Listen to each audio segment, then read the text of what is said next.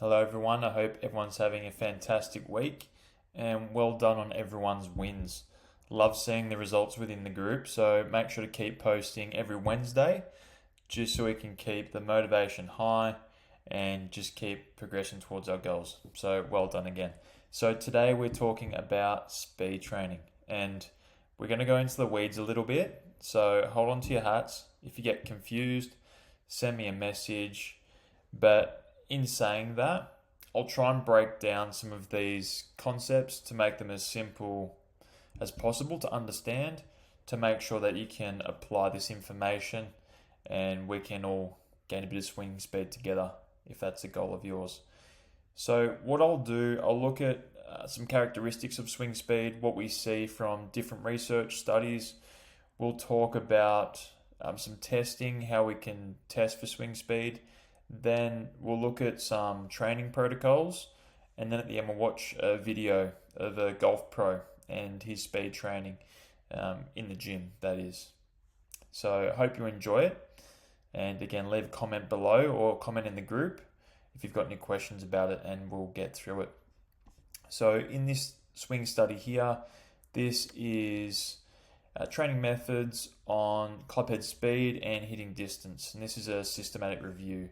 So a systematic review basically means where they collate a lot of different studies and they sift through them, and from there they try and make overarching statements about the topic. So obviously it's swing speed for us. So in this study it says collectively resistance training impacts golf clubhead speed and hitting distance, but adaptations can vary. What I like about this study as well, if we skip along to this part here, so 8-week training programs with 3 to 4 sets of 5 to 15 repetitions are most effective in increasing swing speed and hitting distance.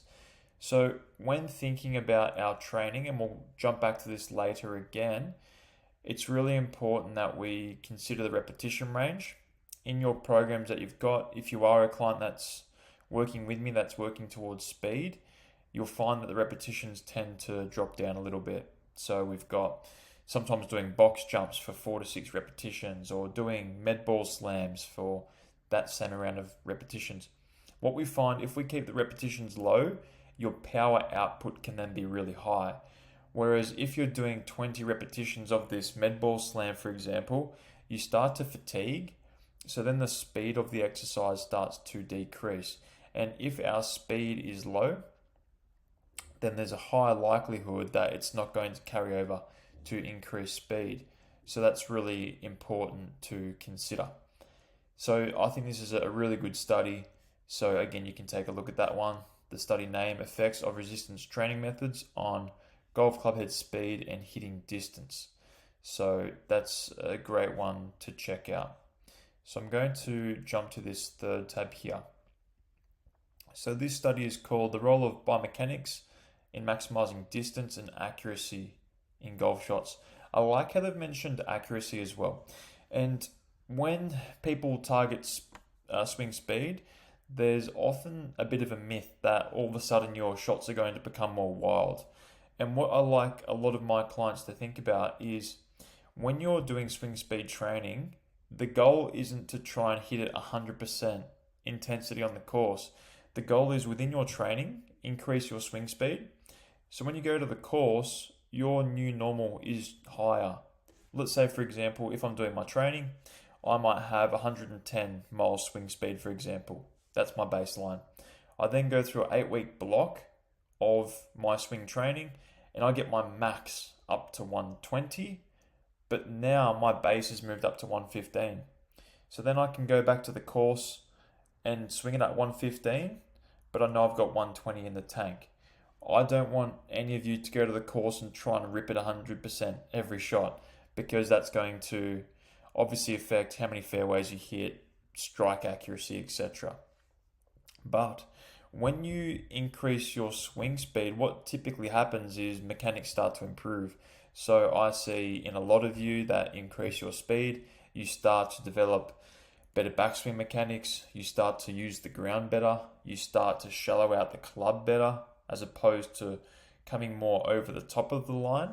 So I love to see that. And what tends to happen is you tend to get these nicer shots. In my own experience and some of your experiences as well, you typically start to hit it straighter. So that's a byproduct of having better mechanics as well. So in this one here, it says with our backswing, typically you start to see greater ground reaction force in the trail leg. Then on the downswing, you'll start to see ground force increase on the lead leg. So just breaking that down, in our backswing, we're going onto our right side if you're a right-hander. So you start to see more force in that leg. On the downswing, you start to shift your weight back onto the left. So it's like a bit of a seesaw of that ground reaction force. What also starts to happen is there's a rapid stretch of your hips, your trunk, your upper limbs in the backswing, and then on the downswing, it's uncocking all of these angles. What we talk about as well is X factor. So those that don't know X factor, imagine a rubber band, right? So we're doing our backswing, our hips are staying stable to one point, they'll hit a maximum amount of rotation, and then your shoulders will continue to stretch. So imagine there's an elastic band between my left hip and my right shoulder. As I'm continuing to stretch that elastic band, that band is creating energy and storing energy. Then on my transition on my downswing, my left hip is then going to start to turn as my shoulder's now staying stable. So I'm starting to stretch that band again. So there's like a cross pattern between my right shoulder and my left hip. So that's our X. So if we can create more of a stretch, that X factor, typically we can get some speed increases there as well. So that's another important point to note. And that's where good mobility starts to come into it, and also good coordination of the movement. Because not necessarily having good flexibility means you're going to do this. You need to start to work on your patterns and how that all blends in. So I like this point here as well. So physical conditioning will help you recruit the muscles in the correct sequence to the optimum effect. Make sure to remember that. And I'll say it again. Physical conditioning will help to recruit the muscles in the correct sequence and to optimum effect. So if physically you're struggling with movement, your stability in your legs, your balance, it's going to be harder to increase your maximum swing output. So I'd like to really remember that. And so also if I go down here further, so consistent patterns of shoulder and wrist movements and temporal patterning result in successful chip shots. So that's also just blending through the short game as well. So if we can get better patterns in our long game, that can sometimes bleed into our short game as well. Very different swings, but I thought I'd just make a note of that there. So let's talk about grip strength here. So we're going to talk about some predictors of speed here. Let's talk about grip strength. So what you're going to see here is a table and the grip strength of male tour players, male long drive competitors, amateurs, and then we've got amateur males and females. This is published by Super Speed Golf. They obviously make the speed products and do a great job with the research they publish as well. This is in kilograms, but what we're going to see here is we'll just stick to lead hand here, just for the sake of making this easy for those that are listening. So in male tour players, their average lead hand strength is 61.8 kilos. And in long drive competitors, this is 84 kilos. So that's a big jump, right? Let's call it 22 kilos roughly. When we then go to amateurs, this is 40 kilos. This is amateurs combined, so both males and females. So that is a big decrease in grip strength. So why is grip strength important? So when we're performing our swing, at the top of the backswing and in the transition, we're going to have a lot of torque and force applied to the hands, or the hands are going to apply a lot of force to the club. What then needs to happen is you need to have really good control of that golf club. Otherwise, subconsciously, if you can't control that force of the club, you're obviously going to let it go. So sometimes your grip strength can be a reason why you're not able to hit it further, which is funny, right? People think about leg strength and speed of the body and flexibility, and yes, these are all important components, but we can't ignore what's holding on to the club, the hands. I remember I was listening to something and they were talking about the importance of different training and speed, right? And the person on the podcast, I think it was Sean Foley, he said, if I tied up your hands so you couldn't hinge your wrists, how fast could you swing the club? And when you think about it, it has a huge component. So without that wrist and hand mechanical action, you're going to really struggle. So I hope that makes sense. So I'm just going to highlight this topic here. And this is pretty well what I just touched on. So it was a study by J.P. Ramey, showed that maximum grip pressure a player will use occurs in the transition of the swing. So again, as you start to go between your backswing and your downswing, that's where a lot of the force is applied. So then they go on to say that it's pretty consistent, showing maximum dynamic pressure of about 32 to 35 kilos is applied to the grip. So going back to the average strength, so up here we've got females with 27 kilos, amateur males 42 kilos. So if we've got 35 kilos applied to the club, you can tell how subconsciously that might want to speed you down because you don't want to let go of that club. Whereas for a long speed player, they've got 84 kilos of grip strength, then obviously they're going to feel pretty free holding onto that club. So Super Speed, they've got a speed product, so they've got their grip strengthening device. So I haven't had anyone personally in my space that's used it. They've published some research how clients get pretty good results. I think they've got 5% change from what they're writing here by using their fat grips. But what I like to say to a lot of my clients is by lifting heavier weights, so doing compound lifts, by doing medicine ball throws, you'll start to gain strength and power in your wrists quite naturally. So by doing heavier lifts, you're going to need to hold on to the bar or the ball or the band, etc. So I hope that makes sense. I just want to make a point as well about the swing speed here. So when we're talking about speed again, we need to make sure that our mechanics aren't going to be hugely affected. So in this study, we'll go back up here to reference the author. Determine an effective golf swing by swing speed and impact precision tests. So let's go back to where we started. And I'd just like to reference the research article. So firstly, you can find it for yourself. And then secondly, hopefully that the authors get what they want out of it as well. Hopefully you go there, you see the author's name, and they get obviously some exposure too, because they do a great job. So what we've got here is the concepts of the least amount of shift distance of the rotational center point and the motion sequence of the vertical peak force on the left foot before impact can clearly illustrate the key for precise impact and fast swing skills. So let's break this down a little bit. That sounds quite confusing, right? So what we're trying to understand here is when you're moving, so when you're creating your backswing, we don't want you shifting a whole lot off the ball because that's going to affect your strike patterns unless you can sequence that up. So while we're trying to rotate, it's trying to make sure that we are keeping centered.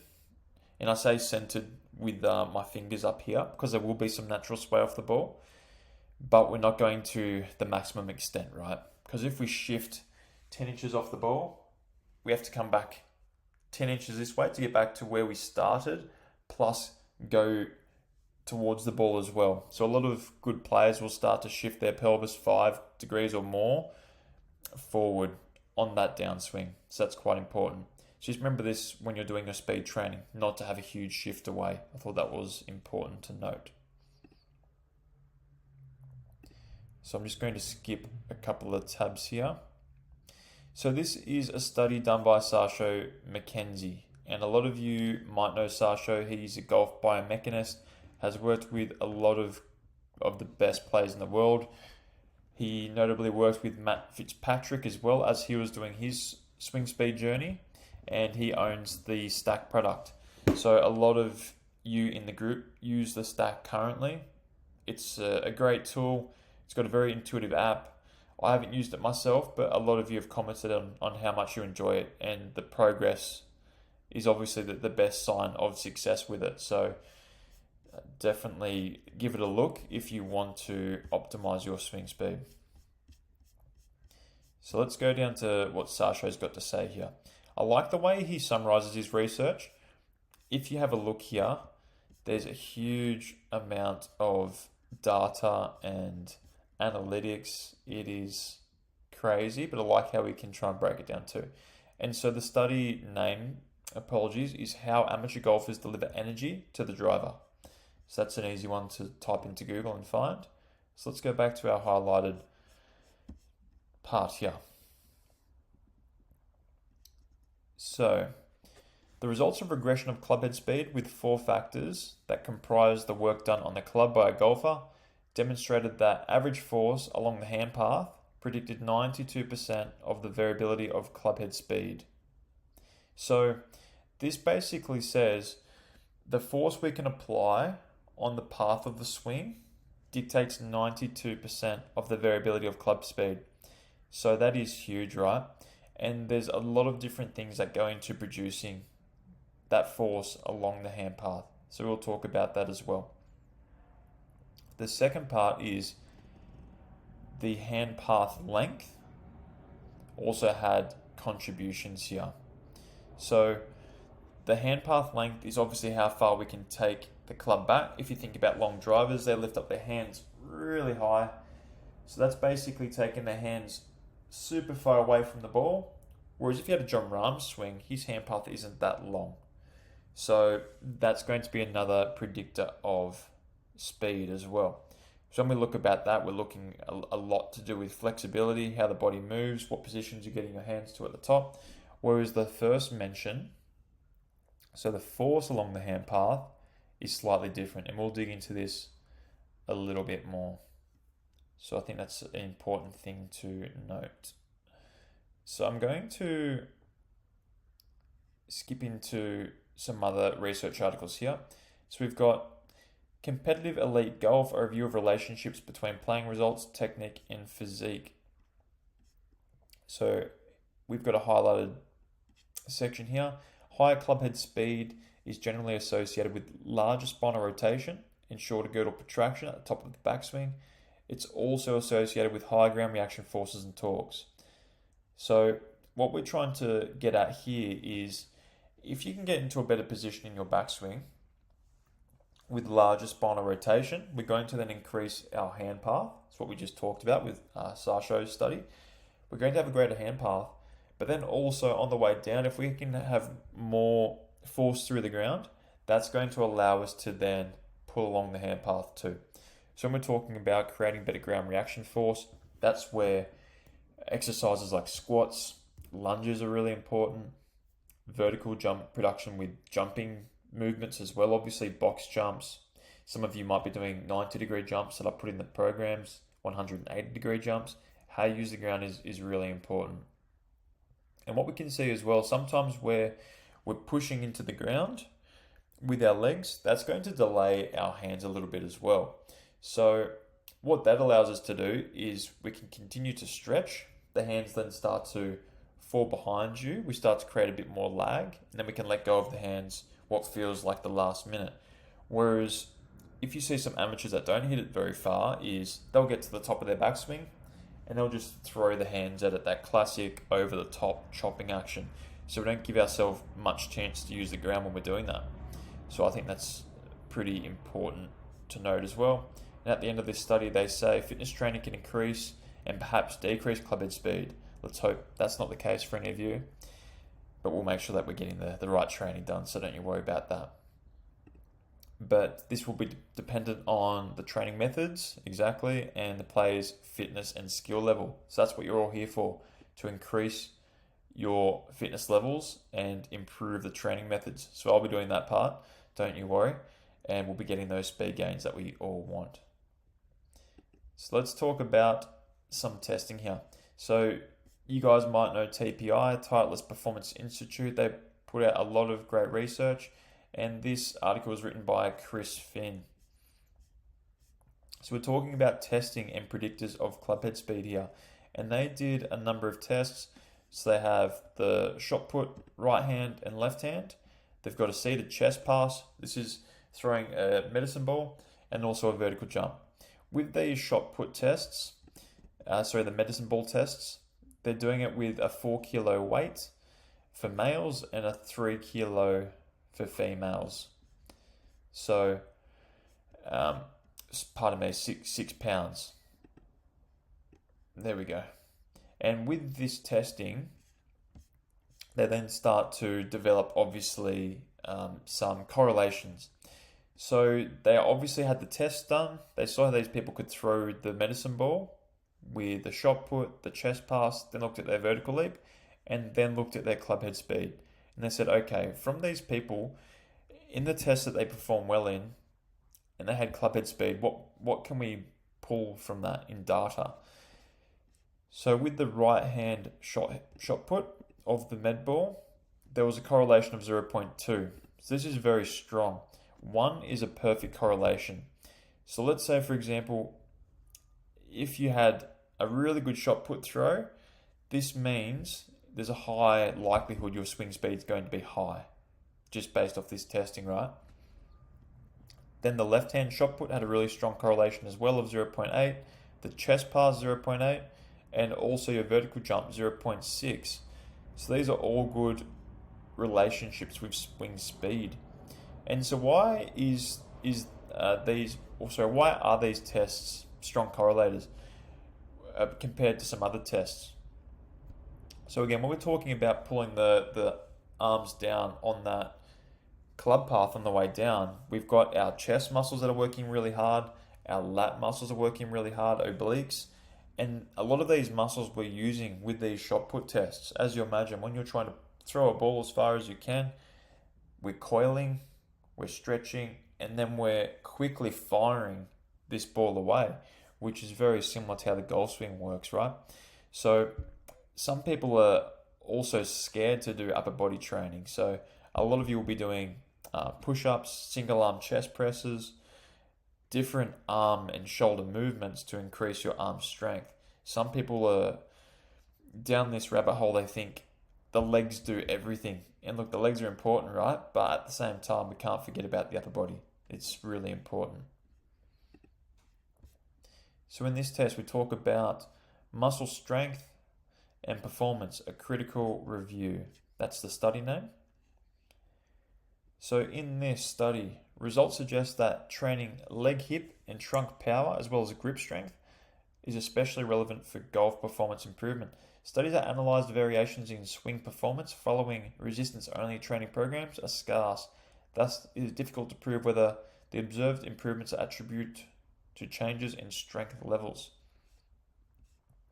So, basically what this is telling us is that, again, we need to make sure we're picking the right exercises in our training programs. So, they also go on down the bottom here. There is positive correlations between 1, handicap, swing performance, muscle strength, and our skill levels. So when they're talking about the strength they're looking at leg and hip strength, trunk power, and grip strength are their big ones. So again, going back to what we mentioned earlier, really important to focus on the key variables that are going to give us the biggest bang for our buck. So also we referenced earlier to keep the repetitions in a lower area. Let's say if we're getting stronger and we're improving, a lot of you have the thought to do more repetitions, and I say to a lot of you, instead of going for high repetitions, let's go for higher weight, just so we can increase your strength. Whereas muscle endurance is important to some extent, but for speed, we want to really try and increase our strength. When we're looking at the cardio system, that's when we're looking more at muscle endurance. So in that instance, we'll be getting you to do either jogging or cycling or rowing, for example. So really important that we keep those repetition ranges quite low. This is just another study here. So effects of resistance training methods on golf clubhead speed and hitting distance, a systematic review. So we're talking about using a combination of non-specific and golf-specific training seems to enhance golf performance more than non-specific strength training. So I like how in this area they talk about specific and non-specific golf training. So specific golf training might be doing a banded chop that looks like a golf swing. So it looks really cool, right? And I'm sure someone at the gym can say, oh, that must be a golfer. That looks like a golf move. But it's really important to also train like a general athlete. So squats, jumps, push-ups. Because a lot of these movements are going to target a lot of muscles. These compound lifts target a huge area around the body. It's going to help you generally be stronger. It's going to increase your growth hormone levels by doing these bigger lifts as well. So it's really important to note. If we're just doing these really basic, very specific golf exercises, then you're not going to get the progress that you want. So we need to try and push the boundary there a little bit. So let's go into now a nice study. This is by Alex Elhert. So he puts out a lot of good stuff on Instagram. I think he's based in America. Apologies if you're not, Alex. So we're talking about here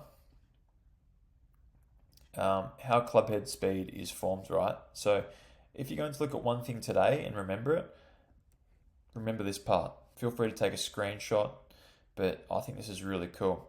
So we've got at the top here our increased clubhead speed, but where does that all come from, right?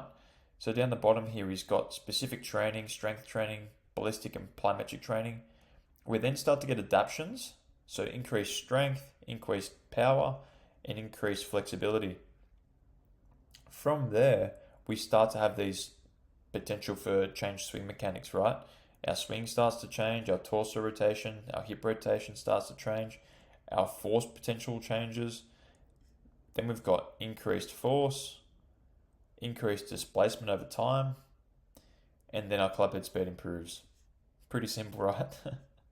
But this is a really good breakdown of how it all works. When we're looking at our training, this is what we're doing. We're doing our strength training, our plyometrics, our speed work, and then it flows up this chart. So again, if this confuses you, feel free to reach out. There's a lot of big words in here, but essentially we want our training to flow through to better swing mechanics, basically better ways our muscles are working, for lack of a better term, or more efficient ways our muscles are working. And then we want that to flow into the golf swing too. So it's really important that, for me as a trainer, I understand this. You don't need to, but this is what's happening on a deeper level. So I hope you're enjoying this. If you're watching it this far, I'm sure you're a swing nerd like I am. So reach out if that doesn't make sense, like I mentioned before. So in this part here, we're talking about speed training and how it works. So again, if you've got the stack system, super speed golf, any of these swing products, this is again going to target you. So what happens is we've got our speed training at the top here. We've got our intent, our self-organization when you're doing it. We then start to see a speed increase. We overload it again. And from this, we start to get better swing sequencing. We get increased neural drive, so our fast twitch muscle fibers. And then we get decreased antagonist inhibition. So that's got to do with how the muscles of the opposing sides work. So an antagonist of a bicep curl is going to be our tricep, and that's basically what's happening in the golf swing, right? Some muscles are the primary movers, and some are the antagonists. So they're the ones that have to relax while we're using our body to perform a certain action. Let's say, for example, if we're pushing into the ground really hard, we're using our quads, so the legs straightening. The antagonist in this position is going to be our hamstring. So how well can that hamstring relax? And that's actually quite important. And that plays a part in how the body slows down, because with speed training, there's a component of how fast can we go, but also the body, it's how far can we decelerate as well, because it's like having a race car without any brakes, right? If you can't control yourself, bad stuff tends to happen. So subconsciously, our body knows that. Alrighty, so we've covered quite a lot, and I don't want to bore you guys. I hope you are enjoying it so far. But now the good stuff. Let's have a look at some stuff that Bryson's doing in the gym. He's training with Steve Cook, who's a fitness online model, and they're training together. I'll skip to some of the parts and I'll just briefly comment on what they're doing as well, right? So before I get into it, on the screen here, you're going to see Bryson doing a classic hack squat. So again, this isn't golf specific, right? Well, not golf specific in commas. This is just a heavy hack squat. So in this, he's going to increase his leg strength, which allows him to push into the ground harder, which is going to increase his ground reaction force. So let's look at this for a little bit. In fact, after this, go like one. Excuse me, I'll just skip along here to when he's actually doing this lift.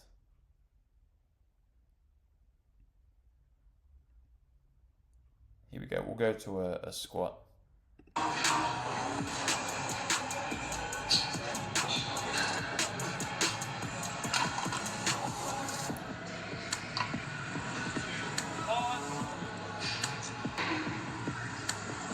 Biggest thing, like, I got it.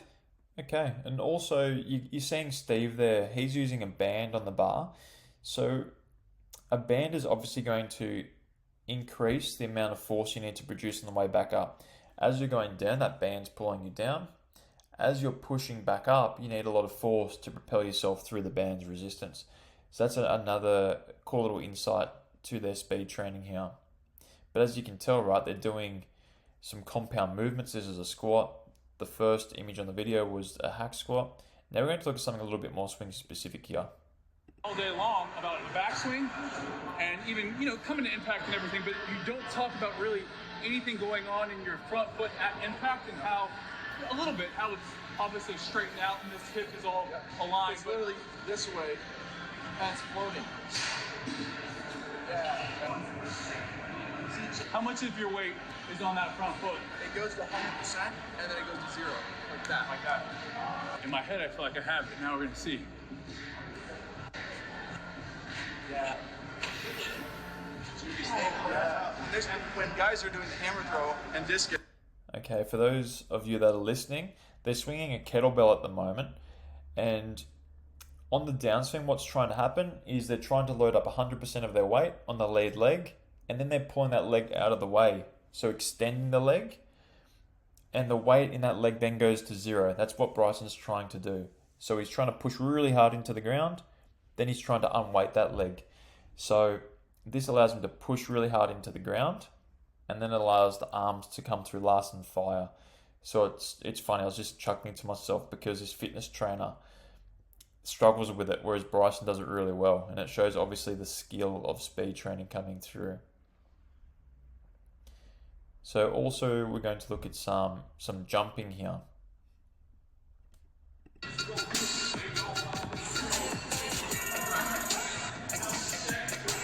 More I'm stretched here, more exposed by it.